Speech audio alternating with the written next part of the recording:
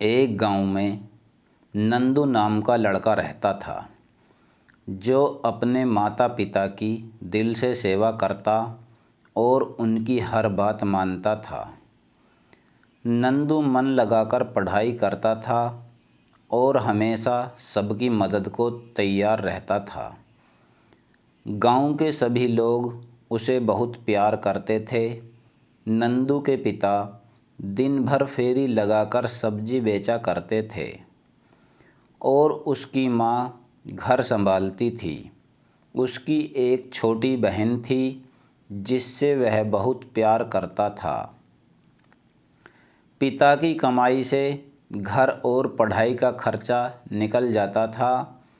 School जाने से पहले नंदू सुबह सारी सब्जियां धोकर ठेले पर सजा देता था, जिससे उसके पिता को मदद मिल जाती थी।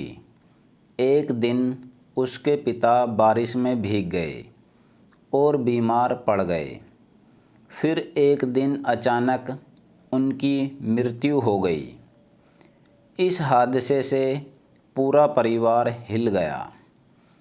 घर में सभी पैसे पैसे के लिए मोहताज हो गए। नंदू की माँ की तबीयत भी ख़राब रहने लगी। नंदू समझ नहीं पा रहा था कि कैसे वह परिवार की मदद करे। नंदू ठेली लगाना तो चाहता था, लेकिन अभी वह सिर्फ 8 साल का था। इतनी कम उम्र में वह इस काम को नहीं संभाल सकता था। नंदू ने अपनी माँ से रामायण महाभारत के साथ साथ देवीय चमत्कार की कहानियाँ सुनी थीं। उसके मन में विचार आया कि भगवान तो सभी की मदद करते हैं, उसकी भी ज़रूर करेंगे। ये सोचकर एक दिन सुबह ही वह मंदिर पहुंच गया। उसने वहां जाकर हाथ जोड़ा और बोला, भगवान, मैं छोटा बालक हूँ, पूजा करना नहीं आता, लेकिन तुमसे विनती करता हूँ कि रास्ता दिखाओ। इस तरह नंदू स्कूल जाने के क्रम में नियम से रोज़ मंदिर जाता और भगवान से विनती करता। इस तरह करते करते उसे कई महीने गुजर गए। इस दौरान न तो भगवान ने दर्शन दिए और न ही परेशानी दूर हुई। कभी कभी नंदू निराश हो जाता कि उसे पूजा करना नहीं आता, इसलिए भगवान दर्शन नहीं दे रहे, वरना वह तो सबकी मदद करते हैं। फिर भी उसने मंदिर जाना और पूजा करना नहीं छोड़ा। आखिरकार एक दिन देवी माँ को उस नन्हे भक्त पर दया आ गई।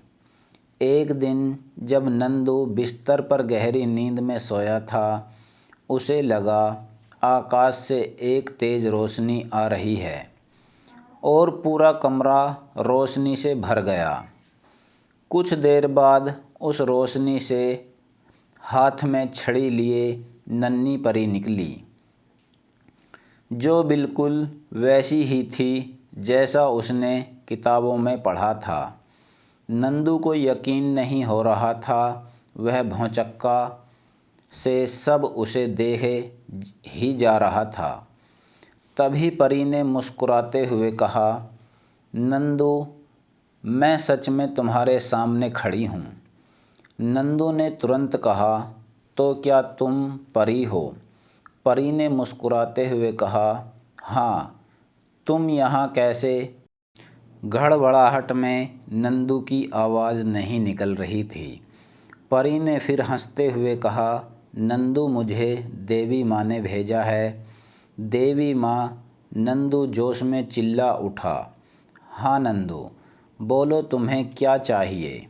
नंदू खुशी से चिल्लाते हुए बोला, अगर तुम्हें सचमुच देवी माँ ने भेजा है तो मेरी माँ को ठीक कर दो। परी बोली, ठीक है नंदू, कल तक तुम्हारी माँ ठीक हो जाएगी, लेकिन मैं तो तुम्हें वरदान देने आई थी। तुमने अपने लिए कुछ मांगा ही नहीं।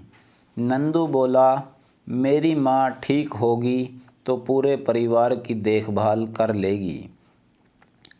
बच्चों पर पहला अधिकार माँ का होता है, इसलिए मैंने माँ के लिए मांगा। परी खुश होकर बोली, नंदू तुम बहुत अच्छे हो। तुम मुझसे एक और वरदान मांग सकते हो। इस पर नंदू बोला, परी मुझे ऐसा वरदान दो कि मैं बड़ा होकर अच्छे रास्ते पर चलूं। परी ने खुश होते हुए नंदू को एक अंगूठी दी और बोली, इसे पहनकर जो मांगोगे वो मुराद पूरी होगी। लेकिन जिस दिन गलत काम के लिए इस अंगूठी का इस्तेमाल करोगे तो इसकी शक्ति ख़त्म हो जाएगी। एक बात और, इस अंगूठी का जिक्र किसी से न करना, वरना गायब हो जाएगी। ऐसा कहकर परी वहाँ से चली गई।